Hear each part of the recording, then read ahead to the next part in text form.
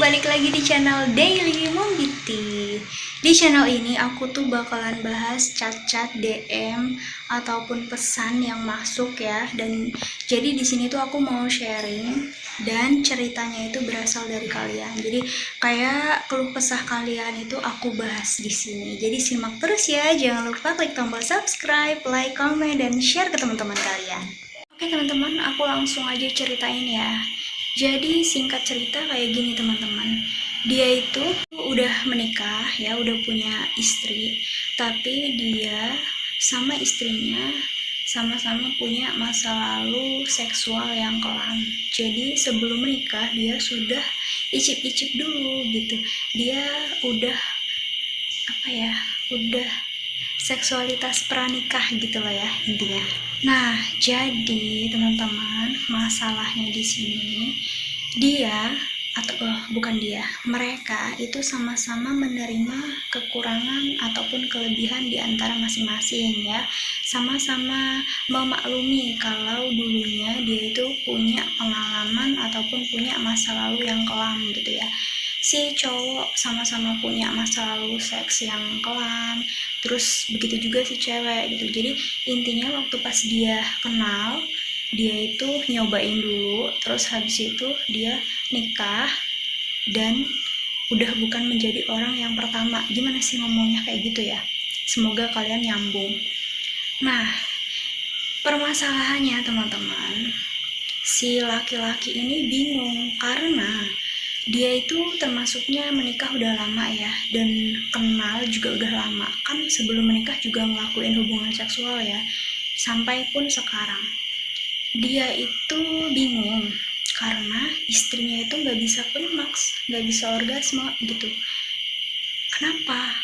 Apa ada yang salah sama aku gitu kan ya?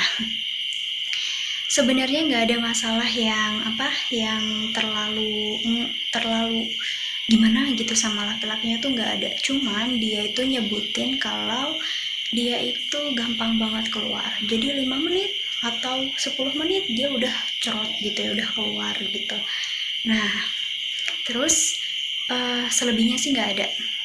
Dia juga di dalam pernikahannya dia juga bahagia banget. Terus nggak ada perselingkuhan, nggak ada main-main belakang, nggak ada kebohongan-kebohongan yang bisa mendatangkan orang ketiga gitu. Padahal di sini kondisinya dia itu bisa dibilang LDRan, tapi bukan LDRan yang seutuhnya gitu loh. Jadi ketemunya itu mungkin bisa dibilang seminggu hanya 3 kali gitu, tapi kebutuhan seksualnya itu terpenuhi loh. Jadi aku di sini kagum sama beliau gitu ya, bisa menempatkan situasi dan kondisinya itu kayak romantis gitu. Dia itu mungkin kehidupan seksualitasnya itu benar-benar terjaga gitu. Katanya dia itu sangat nafsu kalau lihat nenennya, terus lihat pantatnya, itu dia sangat-sangat nafsu. Tapi yang jadi masalah ya tadi, kalau sampai sekarang pun sama istrinya ya, itu si istri nggak bisa klimaks, nggak bisa orgasme ya. Sempat ditanyain, cuman jawaban si istri katanya, nggak apa-apa, aku nggak orgasme, yang penting aku lihat kamu udah klimaks aja aku udah seneng banget. Jadi titik kepuasannya dia itu bukan pada orgasme, tapi titik kepuasannya dia, fantasinya dia itu ada mungkin di wajah suami ya, ketika suami itu mencapai puncaknya. Nah, jadi dia itu sampai bilang teman-teman, kalau nggak apa-apa aku nggak orgasme, nggak apa-apa aku udah puas. Nah, tapi kan di sini ada pertanyaan gitu, dan dia itu juga ngomong katanya sempat ada pertanyaan di dalam hati yang bingung bingung mau ngomongnya ke dia itu gimana. Dia tuh sempat dalam hati ngomong, kamu dulu sama mantanmu gimana bisa puas gitu kan.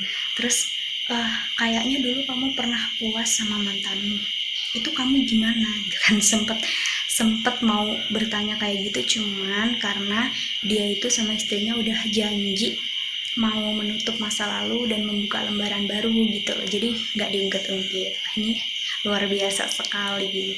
Nah, jadi permasalahannya itu teman-teman. So, dibahas ya di sini. Sebenarnya nggak apa-apa sih ya, namanya ranjang itu kan punya fantasinya masing-masing. Jadi setiap orang itu bisa jadi beda gitu fantasinya. Mungkin ya tadi si istri itu mungkin fantasinya seperti itu gitu. Padahal di sini suaminya bilang kalau dia itu udah melakukan berbagai cara supaya si istri itu klimaks ya, kayak misalnya dijilat, dimasukin jari, terus di oral, mungkin ya pokoknya udah berbagai macam cara, cuman tetap nggak berhasil. Berhasilnya gimana teman-teman? Katanya dia itu bisa orgasme kalau dia mainin sendiri. Jadi di sini dia orgasme kalau dia kalau dia main sendiri. Nah, kok bisa ya? Padahal lebih enak main bareng kan? Nah, jadi solusinya gimana teman-teman? Ini sebenarnya ceritanya masih panjang, tapi aku stop sampai di sini dulu ya. Jadi kita kasih solusinya dulu. Nah, solusinya itu gimana? Solusinya itu kalau menurut aku ya, kan aku tadi bilang kalau fantasi di dalam ranjang itu kan masing-masing orang beda ya, nggak harus disamakan, nggak harus sama. Jadi mungkin itulah fantasinya beliau gitu, jadi nggak apa-apa. Dan yang perlu kalian tahu nih ya, ini bagi pasangan yang udah menikah, jadi lanjut aja ya nontonnya. Aku lupa tadi mau ngingetin nih yang harus kalian tahu. Di dalam permainan ranjang, kalau si istri tidak mencapai orgasme, itu nggak apa-apa ya. Ibarat kata ngomong tuh egoisan aja lah si lakinya gitu kan ya, kalau misalnya kasarnya ngomong gitu ya. Tapi kan sebenarnya nggak boleh. Sebenarnya di dalam permainan ranjang itu yang romantis itu ya harus orgasme berdua gitu ya. Jadi harus diatur strateginya sedemikian rupa supaya bisa sama-sama capai kepuasan. Kan di sini yang diartikan titik kepuasan di dalam ranjang itu kan orgasme dan ejakulasi gitu ya. Nah, jadi kalau bisa itu harus gitu. Tapi bagi wanita, tanpa merasakan orgasme itu juga bisa enak kok. Tanpa merasakan orgasme itu masih bisa enak loh. Jadi masih bisa permainan tuh berlanjut gitu. Cuman kan mustahil bagi laki-laki tidak mengalami ejakulasi kalau main gitu ya. Itu kentang banget kalau misalnya seandainya terjadi gitu kan, pasti kan gak mau gitu kan ya. Karena satu-satunya kenikmatan laki-laki adalah ketika dia ejakulasi. Tapi beda sama perempuan. Perempuan belum sampai puncak aja dia udah nikmat banget gitu loh. Apalagi kalau dia sampai puncak gitu. Jadi kalau menurut aku, titik kepuncakan nafsu ya pada wanita yang bisa dibilang tadi orgasme itu udah nilai plus lah bagi permainan ranjang bagi si wanita. Jadi kalau kalian mau egoisan itu nggak apa-apa gitu. Jadi nggak harus kok wanita itu orgasme, cuman kan lebih baiknya ya. Tapi kalau memang fantasinya dia itu seperti itu ya udah nggak apa-apa. Intinya kalian sama-sama terbuka, sama-sama mengetahui kurang dan lebihnya kalian gitu. Itulah yang jadi harmonisasi kehidupan ranjangnya beliau gitu. Aku salut banget. Oke, segini dulu ya ceritanya. Mungkin besok bisa dilanjut lagi karena masih panjang. Oke, jangan lupa klik tombol subscribe, like, comment, dan share ya. Dan follow juga akun Instagram aku, Betty Maser. Sampai jumpa di video aku selanjutnya.